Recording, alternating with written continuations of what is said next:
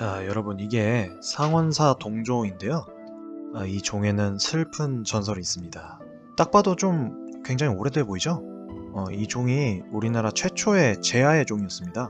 근데 지금은 옛 명성을 찾지 못하고 이렇게 방치돼 있죠. 왜 이런 일이 일어났을까요? 1929년 일제강점기 당시에 남산 아래 세운 일본식 절에 어울리는 범종을 일본 애들이 찾다가 진귀한 종이 있다는 사실을 듣고 이 종을 남산으로 옮겨가요. 그런 다음에 조선청독부에 의해서 보물로 지정이 되고 일제강점기 내내 이 상원사 동종이 제아의 종으로 사용이 됐습니다. 그리고 이제 광복 이후에도 국보로 지정돼서 보호가 되다가 1962년에 돌연 국보에서 해제가 돼요. 이 종이 우리나라에서 만든 종이 아니라 일본에서 들여온 일본 종이다, 가짜 종이다, 그런 이야기들이 막 돌아서요. 국보에서 해제가 됐는데요. 일제가 실제 상원사 종은 진짜 옛날 종은 가져가고 일본에서 만든 가짜 종을 한국에다 놨다, 그런 얘기가 도는 거죠. 그런 증언들도 있고, 그리고 종의 양식이 신라시대 종하고도 다르고 그런 학자들의 견해가 있어서 국보에서 갑자기 해지가 돼버리고, 그래서 이제 남산을 떠나서 가짜 일본종이라는 이제 비난을 받으면서 이곳저곳을 떠돌던 이 종이 다시 용문산 상원사 이 자리로 돌아오게 된 겁니다. 2012년에 한국과학기술연구원에서 조사를 했어요. 이게 진짜 가짜 종인가? 결과가 나왔는데 이 종이 가짜 종이 아니었던 거예요. 이제 한국 땅에서 나는 재료로 만들어진 한국종이라는 그런 과학적 결과가 나왔습니다. 그래서 이 결과에 따라서 가짜라는 오명을 벗나 싶었는데 학계에서는 아직도 논란의 대상이 되고 있어요. 왜냐면 이제 종의 전체적인 형태를 보면 여기 보시면 이제 위는 좁고 아래는 갈수록 넓어지잖아요. 이게 중국종의 이제 전형적인 형태예요. 그리고 종을 매다는 이제 이 용이 있는 용류라고 하거든요. 종고리. 이 종고리 부분을 용류라고 하는데, 이 용류가 두 마리의 용으로 장식이 되어 있는데 우리나라 용류는 보통 이게 용이 한 마리로 되어 있어요. 중국종이나 일본종에서 이제 용이 두 마리로 이렇게 장식이 되어 있거든요. 그래서 이제 중국과 일본종의 특징을 갖고 있고, 근데 또 종 한가운데는 이제 주악비천상이라고 해가지고 악기를 연주하면서 날아오르는 신선 그런 상이 새겨져 있는데, 이건 또 신라시대 종에서 나타나는 한국종의 대표적 양식이란 말이죠. 그래서 이게 중국종의 양식, 일본종의 양식, 한국종의 양식이 다 섞여 있기 때문에 이제 정확한 결론이 나지 않고 계속 이제 논란이 돼가지고 아직도 다시 국보로 돌리느냐 마느냐 이런 거에 대해서 좀 합의가 안 되고 있는데, 어쨌든 마을 사람들이 의심했던 대로 일본에서 만들어서 이제 바꿔치기한 가짜 종은 아니다, 그 정도의 합의는 대체적으로 이루어졌어요. 하지만 아직도 그 본연의 이제 가치를 인정받지 못한 채 이렇게 약간 반치되어 있는 그런 좀 비운의 종이랄까, 안타까운 사연이 있는 종이 바로 이 상원사 범종입니다. 불쌍하죠.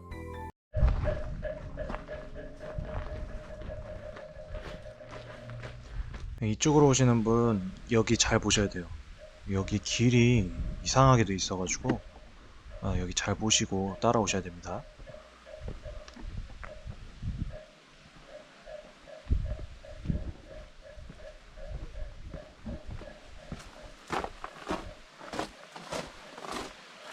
어라? 여기 길이 있네.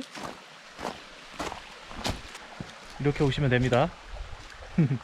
여기는 큰 길이 있어야 정상인데 생긴 게 고라니 찌개처럼 생겼지? 이상하네. 이렇게 경사가 엄청나게 급한 길은요, 발끝으로 걸어야 됩니다. 발끝에 온 신경을 집중해서 땅을 딛고 밀어야, 발을 댈 수가 없어요. 경사가 저기 많이 져서. 그래서 그런 수밖에 없으니까 그렇게 오시면 됩니다. 참고하시고. 근데 이게 지도가 또 여기는 큰 길로 분명히, 그러니까 이런 게 싫어. 예상할 수 있는 거면은 괜찮은데 분명히 큰 길이라고 이렇게 돼 있었는데 길이 이러면 이상하지. 이런 거는 살짝 기분이 나쁘지. 이런 건 이제 사람길인가?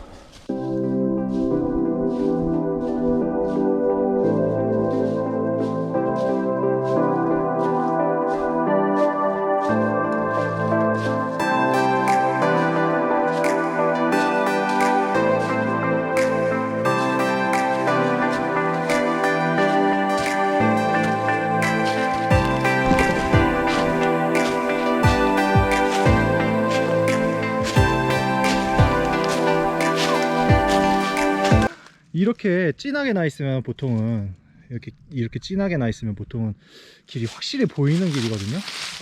근데 여러분도 한번 보세요. 보시면 알겠지만 길이란 게 없어요. 전혀 없어요. 예. 이렇습니다. 예, 지도도 계속 이제 업데이트를 해주지 않으면, 왜냐면 산이라는 거는 이제 자연이 있는 곳이니까 뭐 있는 길이 사라지기도 하고 뭐 없었던 길이 생기기도 하고 계속 변화하는 거예요. 자연은 변화하고 계속 바뀌는 거니까. 예, 그래서 이런 길도 있다는 거 알아두시고, 만약에 이제 지도를 벗어났는데도 이렇게 명백하게 길이 있다, 그럼 이 길을 따라가세요. 굳이 막 저는 일부러 막 그런 고라니 길, 없는 길을 만들어서 가기도 하지만, 굳이 뭐 그러고 싶지 않으시면 이렇게 있는 길, 명백한 길로 가시면 됩니다. 그게 제일 편해요. 네. 꿀팁?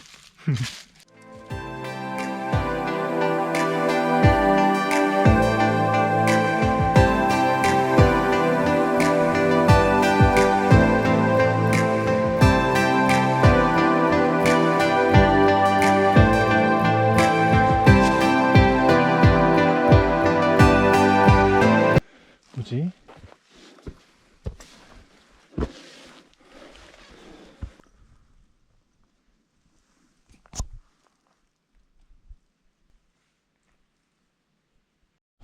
등산로 표지판이 좀 부실하네요. 어디가 어딘지가 안 써있네.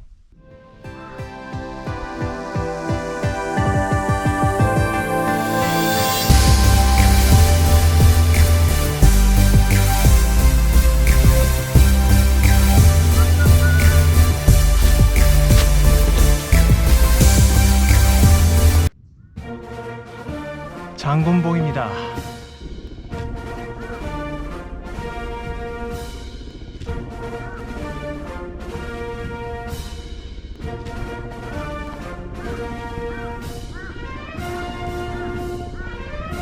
바삭 치즈 불닭.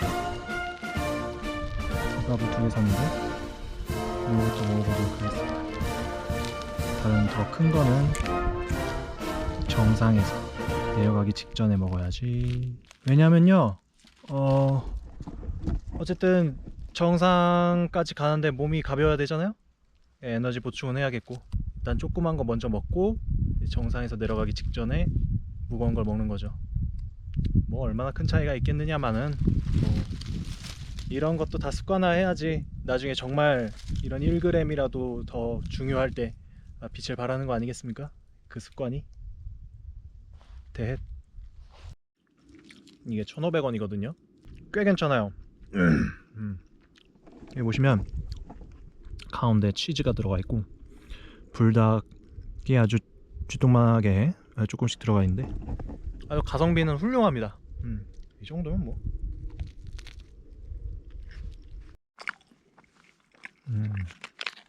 바카스 젤리 못 참지. 용문산 1km, 용문사 4km. 너무 빨리 온 것 같은데? 굉장히 편안하군요. 편안한 길입니다. 여기 지나갔던 기억이 나는데, 여기서 그때는 유명 용문 연계산행이었어요. 근데 등산화가 이제 완전 바닥이 나가가지고 여기서 발을 헛디뎠어요. 여기 발목 조심하셔야 됩니다. 여기 돌이 덜그럭덜그럭 거려서 발이 이렇게 접질릴 수가 있어요. 그래서 저도 접질렸었는데 등산화도 안 좋고 해서. 여러분, 방금 전에 저 표지판에서 장군봉 쪽을 보시더니 어떤 어르신이 저한테 뭐 장군봉 쪽으로 가면은 그런 버스는 좀 있냐고 말씀을 하셨는데, 제가 버스가 하루에 뭐 몇 대 없는 걸로 알고 있다 이렇게 말씀을 드렸어요. 그랬더니 얼른 다른 데로 내려가시더라고요. 용문사 쪽으로 아마 내려가시겠죠? 네. 그러니까 제가 드리는 정보가 이렇게 유용합니다. 제가 봤을 때는 그분 그쪽으로 내려갔으면 택시비 최소 3만원은 나와요. 2, 3만원 나옵니다. 거기 택시비가 좀 비싸더라고요. 그러니까 여러분도 제가 만든 그런 대중교통 영상을 잘 보시고 그런 불필요한 비용, 굳이 안 써도 되는 비용을 아끼시기 바랍니다. 여러분도